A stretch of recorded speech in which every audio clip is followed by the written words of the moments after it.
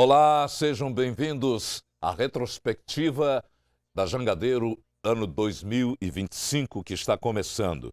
Os fatos que marcaram durante o período deste ano, as implicações, os impactos na sociedade cearense e brasileira. E também tudo vai ser abordado e debatido com especialistas que são nossos convidados. Nós destacamos o programa Três Áreas pela sua importância no cotidiano de cada um de nós: política, economia e segurança. E é pela segurança que a gente começa a nossa retrospectiva. Nós estamos recebendo o advogado Lucas Muniz, que é ex-procurador municipal, que ele vem falar exatamente como vice-presidente da Comissão de Segurança Pública da OAB sobre a importância de uma análise do ano em termos de segurança, o ano aqui no Ceará. Seja bem-vindo, doutor Lucas. Obrigado, Nonato. Satisfação sempre Prazer falar com nosso. você, meu amigo. Ao nosso lado tem outro Lucas, nosso jornalista, Lucas Leite, que também vai participar da série de perguntas ao nosso convidado. Vamos lá, Nonato, começando aí principalmente com as declarações do governador numa entrevista que deu para você, e conversando com você, ele citou e deixou muito claro que o principal desafio que ele teve, que enfrentou durante todo 2025 foi a segurança pública. Ele falou o óbvio quando disse que o principal desafio, disse que o problema maior hoje no Ceará é o crime organizado. Ele citou, agora tem um que ele diz aqui, que eu queria exatamente começar com essa provocação com o doutor Lucas. Ele disse que a preocupação é prender mais a partir de agora, e que ele justificou essa de prender mais utilizou como argumento a criação de pelo menos entre 4 e 5 mil vagas em presídios. Quer dizer, vai criar mais penitenciários. O senhor acha que isso é vamos colocar aqui, solução? Lucas, primeiramente, boa tarde, meu amigo. Prazer falar com você também. O que o governador falou, se tivesse a fala se baseado apenas em prender mais, não faria sentido.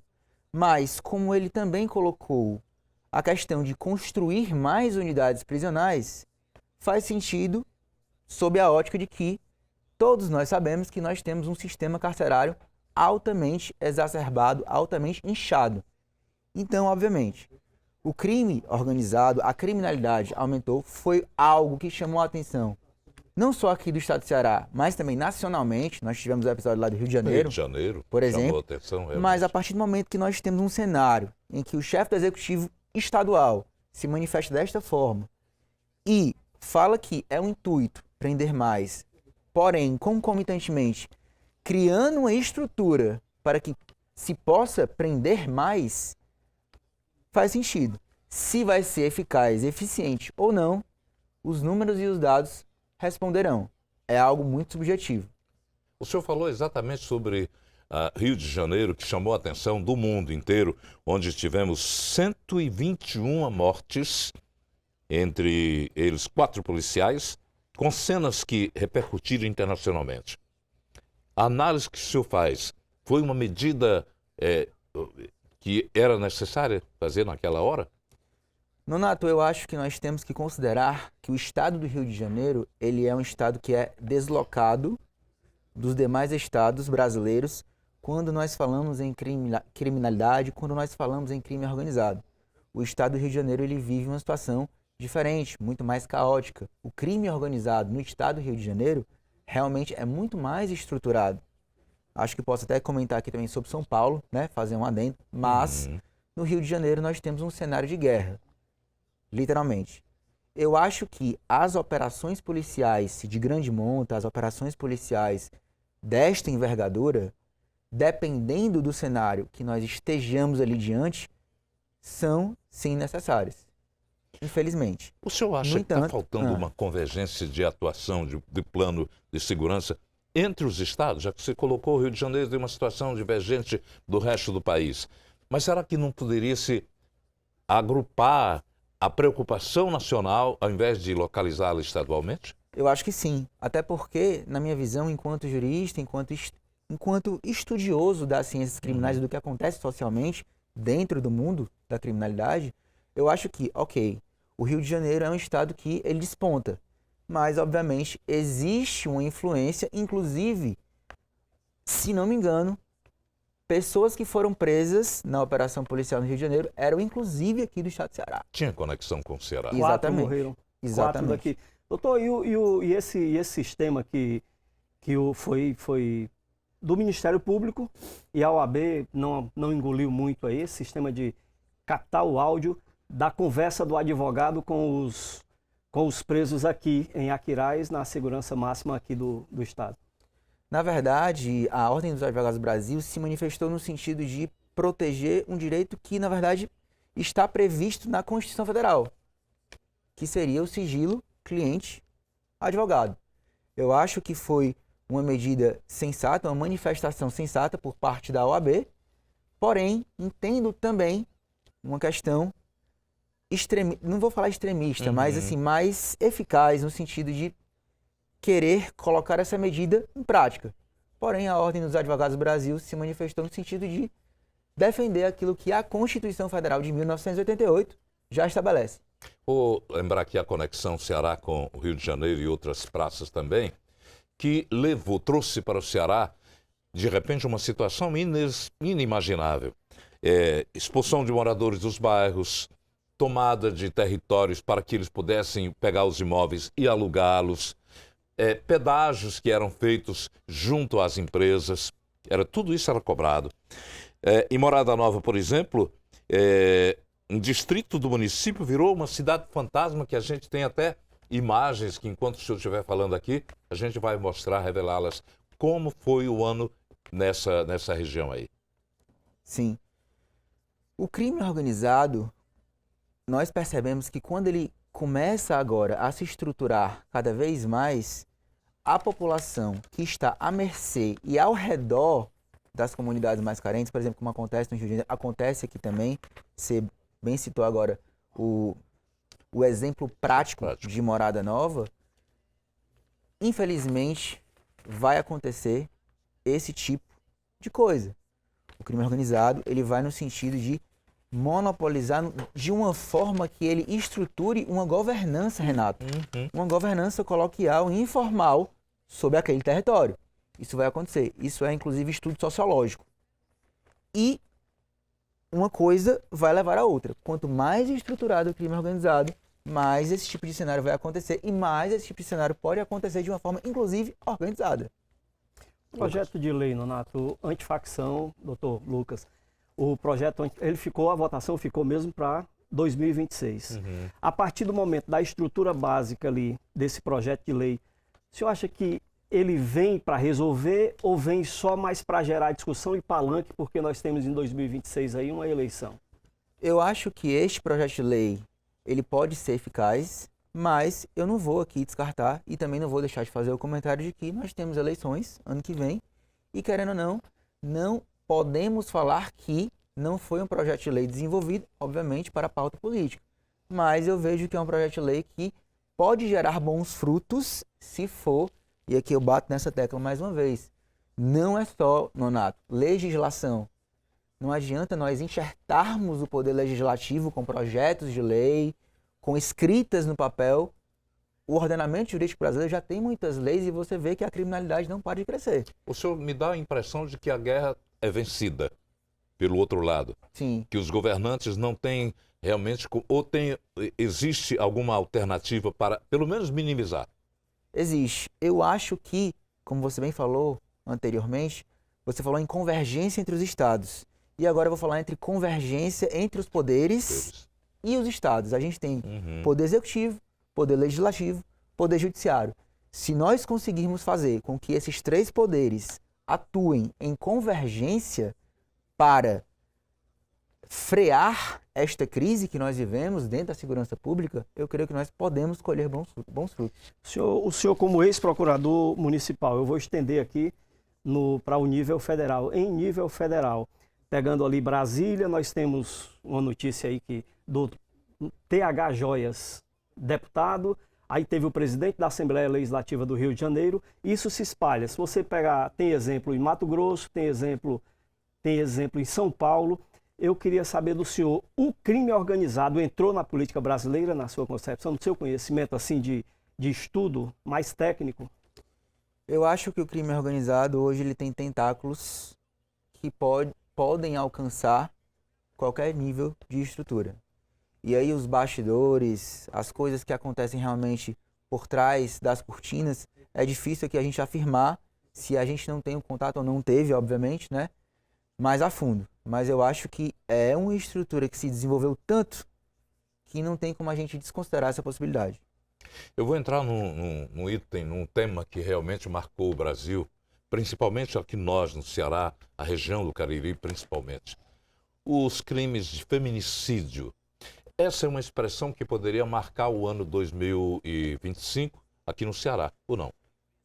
Na minha concepção, sim, Nonato. O crime de feminicídio é um homicídio cometido única e exclusivamente em razão, infelizmente, do ser humano ser do gênero feminino. É triste e nós tivemos inúmeros casos, tragédias ligados a este tipo penal.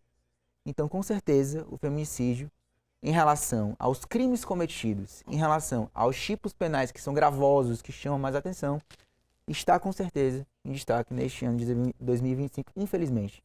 Como é que advogados, como é que as pessoas que pertencem ao OAB ou na área jurídica, eles discutem essa questão que é marcante aqui no Ceará? Nós juristas, e aqui eu estendo inclusive para membros do Ministério Público, eu estendo para magistrados, para defensores públicos, inclusive Polícia Civil dos estados, né, de uma forma geral, ficou muito nítido de uns anos para cá a crescente do cometimento desse tipo penal, que é o feminicídio. Tanto é que nós tivemos legislação, nós tivemos projetos de lei, nós tivemos projetos sociais, nós tivemos movimentos para frear, para nós conseguirmos realmente fazer com que esse tipo de crime, esse tipo de delito possa deixar de ser cometido de forma reiterada e possa deixar de ser cometido de formas cada vez mais trágicas. Porque você vê mulheres que são assassinadas com várias facadas, você vê ex-companheiros que infelizmente o companheiro assassina ex-companheiro com tiros, com faca, enfim, coisas trágicas, coisas que chamam muita atenção, que chocam a sociedade. Eu enxergo que os juristas entre si tentam da melhor maneira possível, com os instrumentos que têm, que obviamente a gente está falando aqui de legislação, projetos de lei, fazer com que os projetos de lei sejam eficazes, fazer com que dentro dos processos criminais seja ali julgado de uma forma justa, de uma forma eficaz, mas que seja eficiente. Eu acho que é dessa forma que os juristas, de uma forma geral, podem contribuir para a sociedade. De que forma a educação também vai facilitar a vida de uma compreensão, uma conscientização do homem que realmente atinge a um acentuado número de mortes, de violência doméstica? Eu acho, Nonato, que a educação ela é o cerne, ela é a base para que nós possamos estancar qualquer tipo de delito, eventualmente, que um indivíduo possa cometer quando ele começa a desenvolver a psique dele. A educação é a base. Então, na minha concepção, acho que você investir em educação, enquanto poder executivo, seja municipal, seja estadual, seja a nível federal, é a base para nós podermos formarmos seres humanos que não cheguem a cometer esse tipo de crime. E aqui um adendo, Lucas. Obviamente que existem, e aqui nós não podemos fechar os olhos para isso, pessoas que nascem com predisposição e problemas psiquiátricos, problemas psicológicos, infelizmente isso acontece. Mas até isso, com uma educação de base forte, com diagnósticos precoces, nós conseguiríamos evitar muitas coisas. Doutor, alguns dados que o cometimento de feminicídio, ex-namorados, ex-marido, atual marido, e tem um detalhe que eu fui buscar os números para começar essa entrevista, passei até para o Nonato, passa de 44, 45, os números não batem, eu vou dizer para você por quê, Nonato. Eu fui procurar, inclusive com a turma da UFC, da UES, e do estudo da violência. E o feminicídio, até acredite, o tipo penal, quando chega na delegacia, às vezes ele é transformado em crime doloso. Por quê? Porque o feminicídio, até 2018, era um crime era um crime doloso, ele não era feminicídio. De 2018 ele foi passando, aí agora, por exemplo, um policial militar matou a companheira recentemente. E a discussão na delegacia ali, para quem acompanhou de perto, era que o crime não fosse feminicídio. Por quê? Porque o feminicídio é um crime hediondo. E isso é um problema jurídico, né, doutor? Porque, na realidade, sai do campo ali da polícia para ser da justiça, né? Exatamente. O crime hediondo, Lucas, é um crime mais gravoso. É um crime que traz para a pessoa que responde o processo criminal agravantes e traz, eventualmente, uma pena mais robusta e mais dura de ser cumprida caso haja uma condenação. Então, o que você colocou aqui é muito pertinente, realmente. Essa situação, ela realmente existe. E hoje, na verdade, nós temos a figura do tipo penal do feminicídio. Eu acho que nós tivemos um avanço em relação a isso, porque o feminicídio hoje, ele é visto não só pela sociedade, mas como também pelos agentes públicos, e isso é muito importante, como um tipo penal, como um tipo de crime ali que é cometido, que tem prioridade, digamos assim, né? Hoje todos nós estamos com os olhos abertos para o cometimento desse tipo de delito. Donato, deixa eu só concluir com o doutor. Doutor, essa convivência marido-mulher com violência no meio. O governador, ele citou várias situações em vários momentos, que tem que ter mais presídio, tem que prender mais e tudo. Esse caso é de prisão ou é de educação? Eu acho que as duas coisas concomitantemente. Por quê? Porque precisa ser reprimido, precisa ser repelido, mas ao mesmo tempo precisa ser precavido. Então as duas coisas precisam acontecer ao mesmo tempo para que, gradualmente, obviamente, nós possamos enxergar lá na frente diminuição de taxas e possamos enxergar números mais esperançosos, Donato. Doutor Lucas, nós já agradecemos a sua presença, vice-presidente da Comissão de Segurança da OAB e ex-procurador também municipal. Muito obrigado pela análise muito correta que o senhor faz de uma situação que às vezes lamentável, mas que ainda estimula-se com a possibilidade de mudança. Muito obrigado, Donato. Sempre uma satisfação.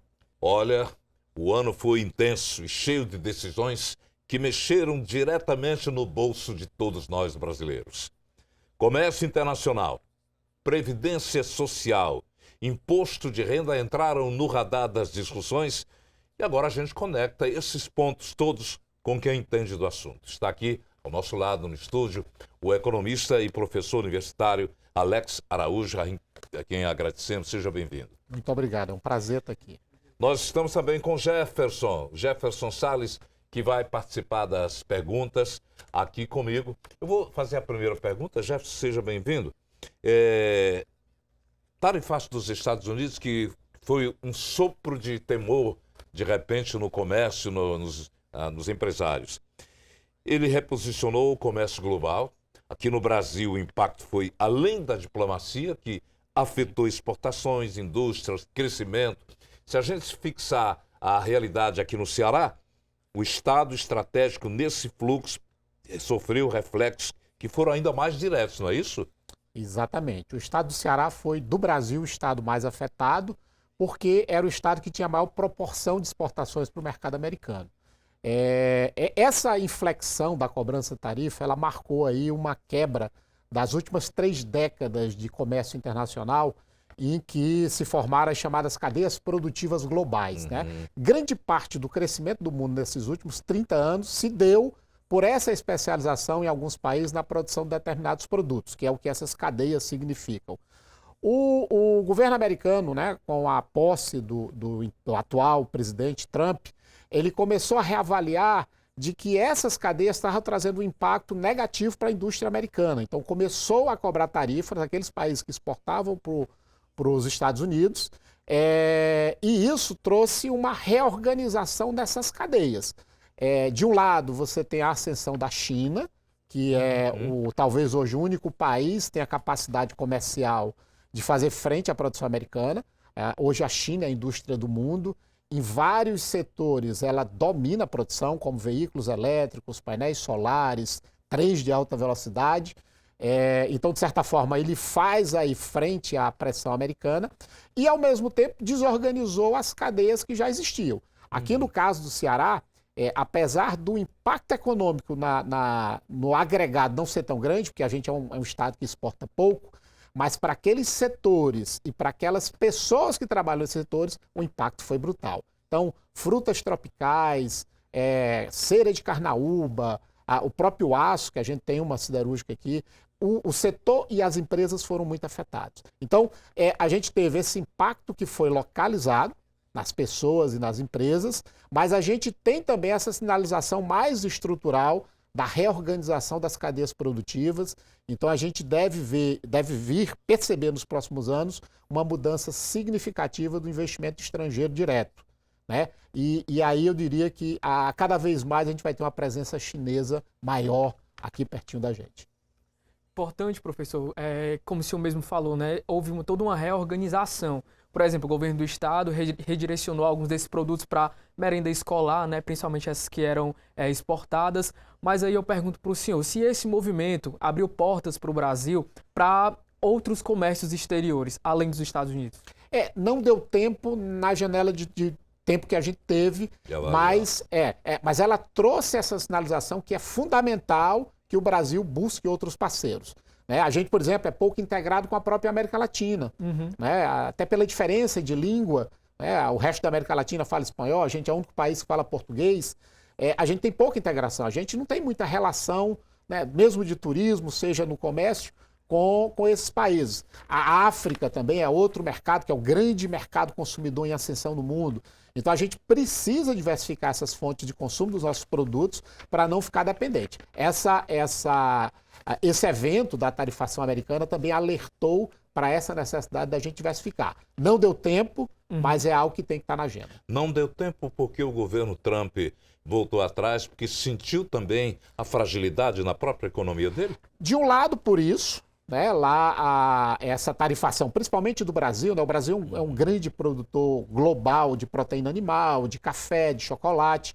Então, do impacto na inflação americana, porque os produtos brasileiros ficaram mais caros. Café principalmente. Café principalmente, mas também porque essas relações internacionais em que você tem culturas diferentes, mercados com costumes diferentes, elas exigem mais tempo para a abertura, o fechamento de negócios e essas transações começarem a se desenrolar. Mas é fundamental que o Brasil busque isso. No caso do Ceará, quais são os setores que primeiro sentiram essa decisão?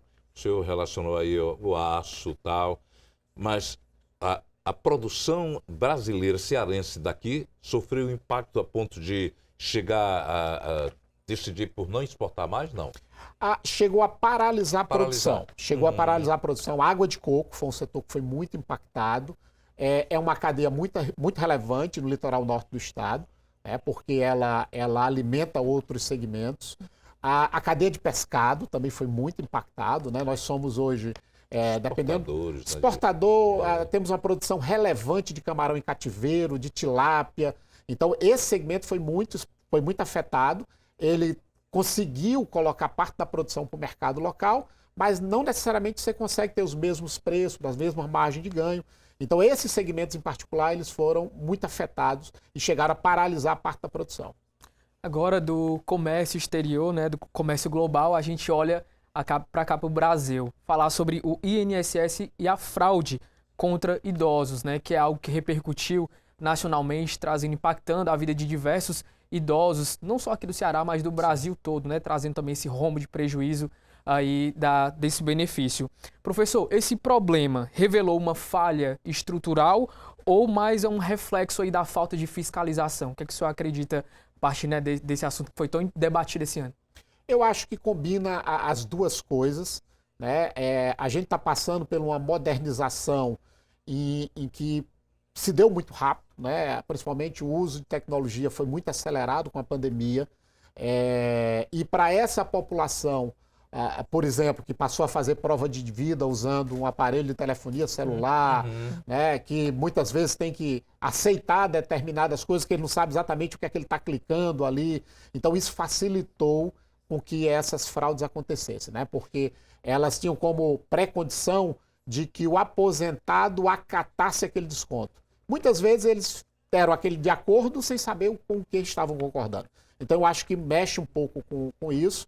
Tem a questão da fiscalização, cada vez mais a gente vai ser sujeito a esse tipo de golpes. Né? Agora mesmo, quando estava vindo para cá, ligou uma daquelas centrais do crime de um banco que sequer eu tenho conta. Né? Então a gente está vendo essa pressão muito forte. Muito forte. Ligações. Demais, tá terrível. E a gente precisa ter uma fiscalização mais efetiva sobre isso. A mesma coisa eu diria que é parecido com a história das bets. Né? As bets é outro problema também que a gente que é um problema de saúde pública, né? Porque é vício. Né? Mas ela está, de certa forma, descontrolada. Então, eu acho que o ambiente dessa modernidade, que você tem acesso a coisas de uma forma que você não tinha no passado, ao mesmo tempo com a necessidade de você ter mais fiscalização e mais ação pública orientando o consumidor e a população em geral. Vamos colocar nessa mesma situação, por exemplo, o benefício roubado, qual é o efeito econômico para famílias, e as famílias que detêm pessoas ligadas ao vício das bets. Das bets, que nesse momento pode se tornar um problema de saúde também para a Previdência Social e para o SUS. Sem dúvida, sem dúvida. O caso das bets é um caso de vício. Né?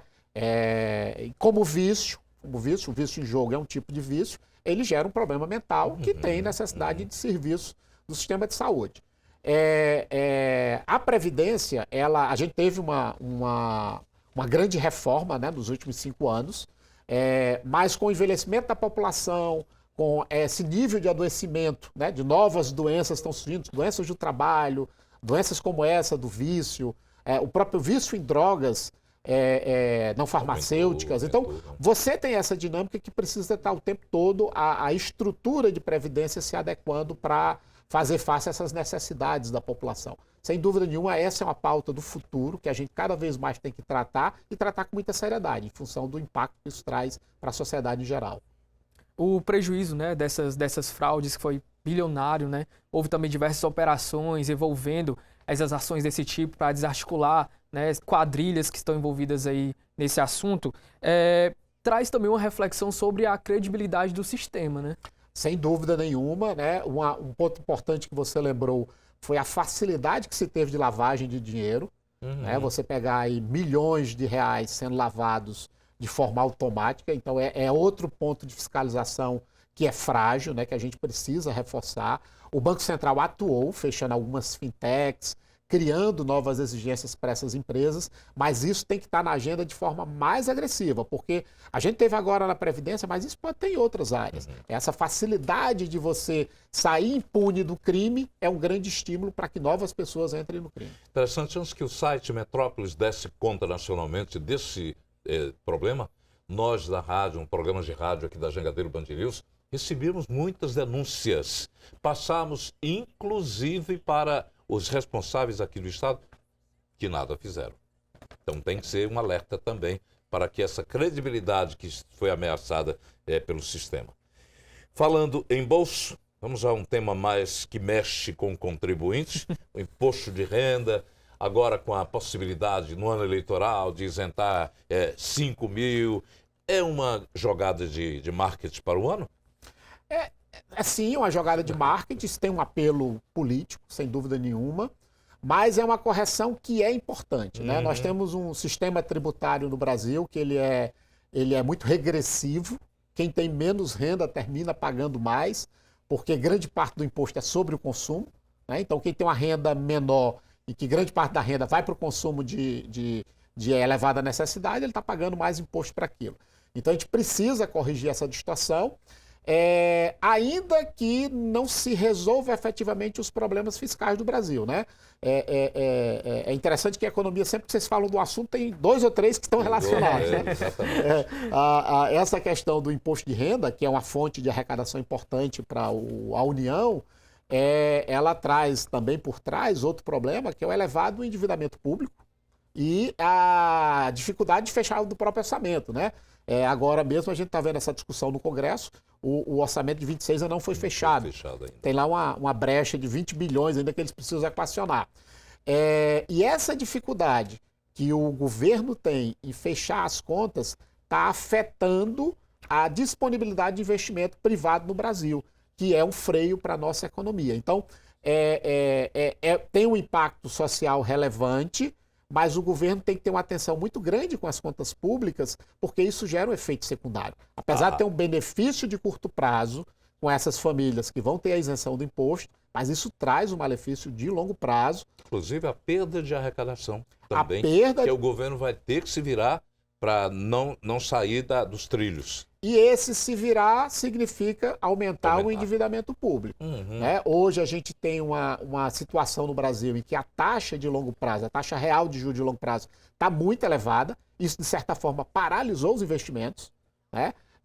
Principalmente aqueles investimentos. Aqui o Ceará é muito dependente desses investimentos de longo prazo. Quando a gente fala transição energética, com energias renováveis, agora data centers, né? A própria Transnordestina, investimento em saneamento, são todos investimentos que exigem um prazo longo para se pagar. E para ele conseguir se financiar, você tem que ter uma taxa de longo prazo que seja mais adequada. Hoje essa taxa de longo prazo está sendo afetada pelo elevado endividamento público do Brasil. O senhor acha que os Correios podem ser privatizados no ano que vem?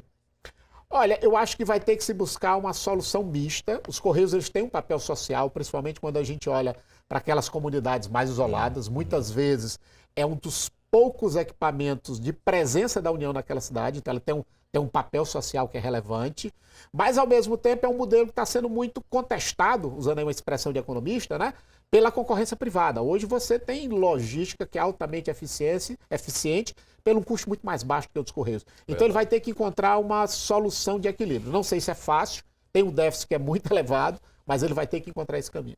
O senhor falou, trouxe uma fala muito importante, né, dessa questão do impacto, uma notícia muito boa, claro, né, para as pessoas que recebam até R$5.000 vão ter essa isenção, mas também tem aquele receio de que novos impostos passem a ser criados, né, para poder e acabar compensando essa perda, né? Mas isso pode sinalizar um caminho para uma reforma tributária mais justa? Esse acho que é um tema crítico e fundamental da gente discutir no Brasil. O próximo ano, que é um ano eleitoral, esse tema vai ser um tema muito relevante de ser discutido, porque a perspectiva de crescimento de longo prazo do Brasil passa por isso, pela forma como o Estado se financia. E a gente aqui tem uma tradição de se financiar aumentando impostos, né, cobrando cada vez mais da população. Isso talvez não seja mais sustentável. Né? Então, acho que vai ser muito importante esse tema na eleição. O próximo ano tem eleição nacional. Esse vai ser um tema que vai estar na ponta de lança, vai ser algo relevante, mas eu diria que hoje a gente não tem uma perspectiva ainda favorável de um caminho que vá nessa direção de um Estado que seja mais econômico, que seja mais racional no gasto e na forma de arrecadar. Vou falar em taxa de juros, que foi uma ascendência, de repente paralisou agora. Eu lhe pergunto, de que forma o Banco Central vai poder manter o controle da taxa de juros? Bom, esse ano a gente teve uma das taxas mais elevadas da história, 15% ao ano, foi confirmada agora na última reunião do Copom. Porém, eu diria que vai ser, o cenário próximo ano é bastante alvissareiro. A gente está tendo a inflação convergindo para a meta, a inflação vai fechar abaixo do teto da meta, abaixo de 4,5%. É possível que já na primeira reunião, no final de janeiro, o Banco Central comece a diminuir, até porque, pegando lá a pergunta do início do bloco, é um ano eleitoral, então isso tem um efeito político. Já está no preço uma queda da Selic de 2 pontos percentuais no próximo ano. Então, a discussão é em que velocidade vai acontecer. Se começa em março caindo de 0,5 ponto, ou se já começa em janeiro caindo 0,25. Mas vai cair, isso é fundamental. Esse ano, um dos fatores negativos econômicos que a gente teve foi a manutenção do elevado nível de endividamento das famílias. Aqui no Ceará, por exemplo, tem uma pesquisa da FEComércio que mostra que 42% do orçamento familiar é dedicado apenas ao pagamento de dívidas. Então, isso é insustentável. É insustentável. Então, a redução da Selic abre um espaço para que as famílias reduzam esse endividamento, da mesma forma as médias e pequenas empresas, e você tem um alívio e volte a economia a crescer de uma forma mais fluida. A taxa vai cair, né? Vai cair. Já está no preço, na verdade não é uma previsão minha, já está no preço, uma queda de 2 pontos percentuais. A dúvida é a velocidade da redução. Uma análise bem feita aqui pelo professor Alex Araújo, economista, e a gente torce para que 2026 possa ser coroado com essas boas ideias que ele deixa aqui em aberto. Vamos seguir com a nossa retrospectiva Jangadeiro 2025. Nós estamos recebendo aqui no estúdio o Emanuel Freitas, professor de Teoria Política da Universidade Estadual do Ceará. Seja bem-vindo, professor. Muito obrigado pelo convite. Agradecemos a sua presença. Primeiro ano de gestão do prefeito de Fortaleza, Evandro Leitão, qual a análise que o senhor faz? Um primeiro ano bastante tranquilo do ponto de vista da opinião pública, do parlamento, né? O prefeito começou a sua gestão cumprindo uma promessa, que foi a revogação da taxa de lixo, que tinha uma alta rejeição popular, e isso acabou fazendo ali com que no início da gestão, tanto a Câmara Municipal como também a opinião pública caminhasse junto com o prefeito, e durante o ano também você não teve nenhum grande problema. Os empréstimos que a Prefeitura solicitou, a aprovação da Câmara Municipal, todos foram concedidos, embora com ali algumas opiniões pontuais da oposição, né, do jogo democrático, mas a gestão passou sem nenhum grande problema, não houve nenhum escândalo de corrupção, né, também é um alinhamento estrito com o governo estadual e com o governo federal. Eu acho que o prefeito Evandro passou esse primeiro ano com muita tranquilidade, né? As movimentações em torno da eleição do ano que vem não afetaram o cotidiano da gestão, não teve problemas com secretários, acabou conseguindo aprovar o plano diretor também sem muitas críticas da oposição. O que você teve foram críticas dos aliados, especialmente do PSOL e dos movimentos ambientalistas. Então acho que o prefeito Evandro atravessou esse primeiro ano de gestão com bastante tranquilidade. São marcas políticas que o senhor assinalou nesse momento. Agora eu perguntaria, há mais continuidade em relação às gestões anteriores ou sinais claros de mudança? Eu acho que há sinais claros de mudança, primeiro porque ele foi um candidato de oposição ao prefeito Sarto, né? Então, ali nos primeiros meses você viu a insistência em fazer comparações, tanto por parte do prefeito como também por parte da base aliada lá na Câmara Municipal. A gente pode até destacar que ali entre abril, maio e junho, havia até mesmo embates entre vereadores do PDT e do PT, porque ambos fazem parte da gestão Evandro, mas o PDT estava na gestão Sarto e o PT não. Então você teve vários momentos ali que os vereadores do PDT chamavam a atenção do PT para dizer, olha, ou vocês param de criticar a gestão Sarto ou a gente não vai mais fazer apoio aqui à gestão do Evandro. Então eu acho que isso é digno de nota dessa relação do parlamento com o prefeito. E com relação, mais ao mesmo tempo, eu penso que também é um governo de mudança em relação às gestões do PT, porque, no caso da ex-prefeita Luiziane Lins, né, porque o Evandro não mobiliza um imaginário de herança e de continuidade daquilo que foram as duas gestões da Luiziane. Aproveitando, falando disso, dessa questão da relação do prefeito Evandro Leitão, qual é a capacidade, né, política que o senhor avalia justamente para essa estabilidade, né, inclusive na comunicação com a Câmara, né, com os vereadores, né, o senhor falou das aprovações, do empréstimo, né, a facilidade, né, o conforto, né, desse primeiro ano? Foi tudo muito fácil para ele. Isso, o que não era de se esperar, porque a vitória foi por uma margem muito Bem pequena, apertada, 10 mil votos, o que em tese sugeriria uma oposição bastante aguerrida.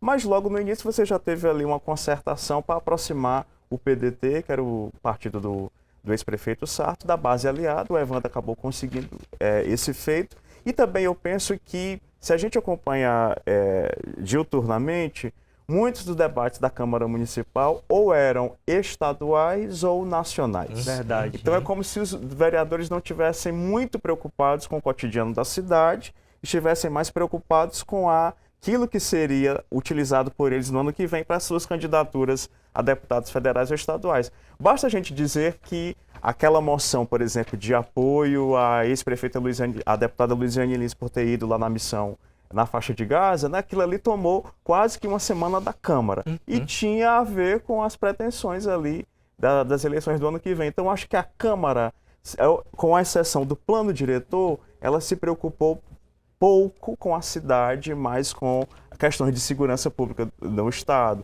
de saúde, mesmo questões entre Lula e Bolsonaro, deram a tônica em sessões consideráveis da Câmara. Então, acho que isso acabou fazendo com que o prefeito ali fosse tocando a sua gestão sem um grande compromisso de oposição da oposição. Você acha que essas áreas, essas posições citadas, realmente tendem a pesar mais na avaliação do eleitorado no ano que vem para a Câmara e também para a Prefeitura? Eu acho que essa é a aposta dos vereadores, Dos do campo vereadores, político, né? tá. Eles estão, porque- é quase que como produzindo a demanda a demanda do pro que ano. será do eleitorado. Então, é. se a gente está falando disso, é com isso que vocês têm que se preocupar. Então, isso acaba criando um jogo aí de oferta e de demanda. Tá? Inclusive, aproveitando, o Nonato já puxou, né, o gancho falando das eleições, né, puxando para isso já na questão do Estado, né, como é que o senhor está avaliando o atual cenário político, especialmente em relação à base, né, do governador Eumano de Freitas? O governador, inclusive em entrevista aqui à Jangadeiro, ele falou que é pré-candidato, né, à reeleição, mesmo com diversas especulações, né, envolvendo o grupo político dele, né, mas o senhor acha que ele entra como favorito? Quais os riscos que ele enfrenta, né, principalmente com essa oposição, embora aparentando estar mais dividida agora? Entre os 27 governadores estaduais, ele é o 10º. Essa posição De avaliação, do ranking, né? De avaliação. Essa posição do Inter Atlas é favorável a ele? A posição de governador já é favorável ao incumbente, né? A gente só teve um Tá com governador... caneta na mão, né? Tá com caneta na mão, exatamente. A gente só teve um governador até hoje que não foi reeleito, que foi o ex-governador Lúcio Alcântara. Mas o Eumano tem um problema, e com relação ao Lúcio, se a gente comparar, ali na eleição de 2002, você teve as duas candidaturas que se opuseram ao Lúcio, que era Sérgio Machado e o Wellington Landim, adivinham da base governista do Tasso Gereissati, né? Então, assim, eram candidaturas que enfraqueceram a base aliada. Não é o caso do Eumano agora, que você tem uma oposição se fortalecendo, mas ao mesmo tempo você tem uma amplíssima base aliada que deverá trazer problemas para ele. Se a gente pensar esse ano de 2025, você tem poucas declarações do governador que sinalizam posições peremptórias para a eleição do ano que vem. Por quê? Porque qualquer declaração que ele der vai acabar desagradando a um aliado ou outro. Essa semana mesmo, ou nos últimos dias de dezembro, ele falou aí sobre o MDB, que o MDB não pode ter a vice e ter uma vaga senatorial. E isso ele estava respondendo a um dos seus aliados, que é o deputado Eunício Oliveira, né?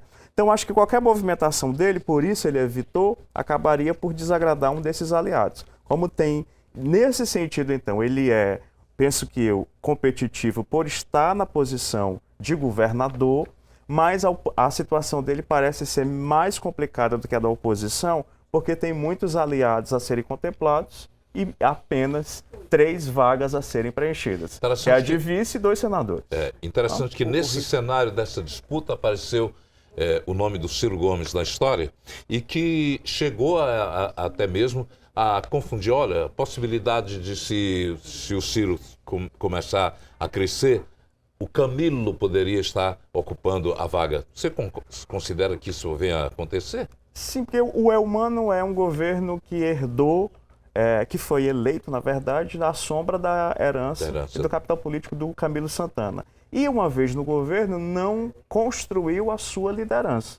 Se a gente olhar para a Assembleia Legislativa, é difícil a gente identificar deputados que sejam, vamos dizer assim, mais eumanistas do que camilistas. Porque, afinal de contas, o legado ali a ser defendido é o legado do Camilo Santana. Se ele não é líder, então ele não vai apresentando condições de enfrentar uma outra liderança consolidada no cenário local, que é o Ciro Gomes. Então, acho que só um líder pode enfrentar outro líder. No caso, em uma eventual candidatura do Ciro se mostrar competitiva, penso eu que a leitura deve ser de que só um outro grande líder, que é o Camilo Santana, pode fazer esse enfrentamento. Até porque, se a gente pensar, a grande parte da retórica do Ciro é de oposição ao Camilo.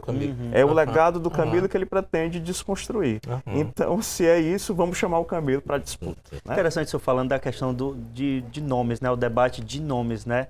E não mais a gente pensando muito, porque o PT era muito ligado à questão, o partido, né? O militante do PT, né? E parece que a disputa agora é mais de nomes e não mais, o lado camilista, não é mais, tipo, militantes do PT, né? A própria oposição, que agora começou a marchar com o Ciro, tem insistido no nome, né? Então, mais do que ser um candidato da oposição, então, assim, você tem, por exemplo, a deputada Silvana, reiteradas vezes tem dito, não, só o Ciro mostra competitividade, né? Parlamentares do PL também que visam essa eleição pragmática também insiste na ideia de que é um nome e não a oposição que tem condições de ganhar. Então aí a disputa vai se personalizando do lado da oposição e também do lado do governo. Vamos juntar outros nomes aqui nessa disputa. União Brasil de Roberto Cláudio e Capitão Wagner. Ainda existe uma indefinição acerca de quem seria o candidato. Quem dos dois deve Mas seguir? ainda diz E por União conta do Brasil, União não Brasil só de também. Roberto Cláudio, Pois é. de Capitão Wagner, mas também de Roberto Pessoa e seu grupo. Pessoa, exatamente. Que agora se aproximou do governo. A deputada Fernanda Pessoa vai ser a presidente do União Brasil aqui no Ceará, o que parece ser um presente para o campo governista. Então, veja, nós estamos em dezembro. A filiação do Roberto Cláudio à União Brasil foi anunciada em junho, se não me falha a memória. Ainda não aconteceu. A filiação do Ciro ao PSDB já foi anunciada, já aconteceu, já produziu os primeiros movimentos. Então, não sei bem se a preço de hoje, se o Roberto Cláudio de fato irá para lá, porque até agora não foi. O que é que está impedindo? Né? Penso eu que seja exatamente essa aproximação de parte do grupo ao grupo governista do Elmano, especialmente ali na figura do Roberto Pessoa e do seu grupo político. Agora, o que é interessante, as poucas pesquisas de intenção de voto para o Senado que foram divulgadas nesses últimos meses mostram ali uma competitividade senatorial tanto do Roberto Cláudio como do Capitão Wagner, né? Então, eu acho que isso é importante. Esses sujeitos se aproximaram no ano passado por ocasião do segundo turno em relação ao André Fernandes, né? Então, assim, é uma aproximação que não vai acontecer do dia para a noite, tendo em vista a eleição de 2026. Ela já tem aí pelo menos mais de um ano, quando chegar na eleição do ano que vem, ela tem quase 2. Então, não é só com vistas à eleição do ano que vem. Você falou nomes para o Senado, e o que a gente vê, inclusive, na base do governador, são diversos nomes, né? Muitos então, nomes. Há uma disputa interna. Nunca aconteceu, né? Tanta concorrência por essas concorrência. vagas, né? E é interessante porque nas disputas anteriores, se a gente pensar durante a era Tasso, a era Cid, a era Camilo, o governador chegou tão forte para a reeleição que era ele quem ditava os nomes do Senado. Não é o que acontecerá agora. Então você tem aí uma relação de mútua dependência do governador, mas também desses partidos que deverão cada um lutar e se mostrar mais forte para indicar o candidato ao Senado. Há tempo para que o Mano reverter isso, esse quadro, e ele ser realmente a figura... A liderança do grupo, né? Na liderar? Em ele se mostrando competitivo nas próximas pesquisas de intenção de voto, sim. E também na avaliação da sua gestão. Como você mesmo lembrou, ele é o 10º governador mais bem avaliado do país, de um conjunto de 26. Né? Então, assim, e salvo engano, o governador mais bem avaliado do Nordeste. Exatamente. E isso, embora tenha aí amargando números crescentes de violência, né? Que é de responsabilidade imediata dele. Então, acho que tem condições dele se mostrar competitivo se a avaliação dele crescer ao longo do ano que vem. Para isso, eu acho que também vai jogar um peso pesado a avaliação do prefeito na capital. Né? Porque, afinal de contas, quem será o seu principal cabo eleitoral aqui? Será o Evandro. E a gente tem que lembrar que na eleição de 22, quem venceu na capital não foi o governo, foi o Capitão Wagner. Nem foi o governo representado pelo Elmano e nem foi o governo representado por Roberto Cláudio. Né? Então, quem venceu foi a oposição. Então, isso dá mostra de que parte considerável do voto que o Elmano vai receber aqui dependerá do resultado da eleição. Vou insistir nos dois nomes, Roberto Cláudio e Capitão Wagner. Qual será a posição dele, de cada um? Antes de tudo, estão na oposição antipetista. O que os une inclusive dentro o do partido, talvez. Como? Oposição, inclusive, dentro do próprio partido, talvez. Isso. Né? A gente não, o Roberto ainda primeiro encontrar um caminho. O Roberto ainda vamos usar um termo religioso, ele ainda é um pagão, né? Não está batizado, não é cristão ainda. Então não tem partido. O que os une primeiro é o antipetismo, né? Então são oposição ao governador Elmano. E penso que porque assim, o Roberto se aproximou desse grupo com intenções de ser o candidato a governador. Mas logo, imediatamente, ele foi esmaecido pela presença do Ciro, como a grande aposta, né? E o Wagner, penso que já foi candidato desse grupo, já foi candidato 3 vezes à Prefeitura de Fortaleza e não mostrou uma certa permanência da sua musculatura política, né? Então, acho que o Wagner deve ser um candidato ao Legislativo e não ao Executivo, coisa que o Roberto Cláudio ainda pode fazer, se mostrar de fato que esse seja o caminho mais viável. Antes de puxar as perguntas aqui mais nacionais, ainda insistindo nessa questão da oposição, né, mesmo com os riscos internos ali do grupo do governador Elmano, né, o que aparenta é que a oposição vem, não posso dizer mais fraca, né, mas mais dividida, né? Principalmente depois da visita da Michelle Bolsonaro aqui. Então, União Brasil ficou para um lado, o PL para outro, aí tem o Partido Novo também. Talvez aquele projeto de um candidato só não vá para frente. A oposição no Ceará, ela é, antes de tudo, definida por ser antipetista, anticamilista, não é? Então, essa definição prévia une diferentes, que são os diferentes aí representados hoje pelo grupo do Ciro Gomes, pelo grupo do PL, do bolsonarismo, etc., que resolveram esses dois grupos se unir. O que a presença da Michelle revela, eu acho que é lembrar que esses dois grupos são diferentes, embora tenha uma identidade que seja única, que é a oposição ao petismo no Ceará. Tá? Então, acho que o que pode acontecer é você ter uma intervenção mesmo nacional para aplacar os ânimos. Né? Mas a candidatura do Girão, ou a possibilidade da candidatura dele como civil, eu acho que é ali um reservatório para esse eleitor de direita mais radical que não aceitaria nenhuma aliança com quem, num passado muito recente, esteve do lado do petismo. A gente não pode esquecer que Ciro Gomes foi ministro do governo Lula. Tá?